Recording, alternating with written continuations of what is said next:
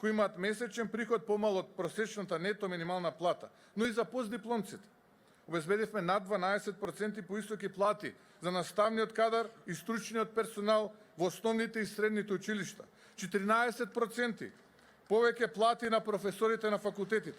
Вети дека у првата година на професорите и на наставниците ќе им ги зголемиш платите за најмалку 50% у првата година од твојата власт. Сега збориш дека си им ги зголемил за 12%, односно за 14%. И со тоа се фалиш.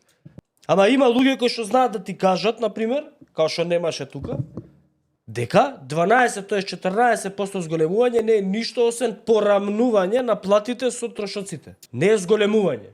Тоа порамнување е по колективен договор. По колективен договор.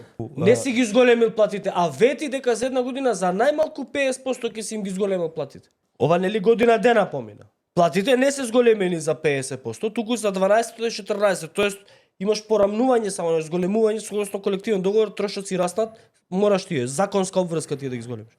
Не е тоа проект?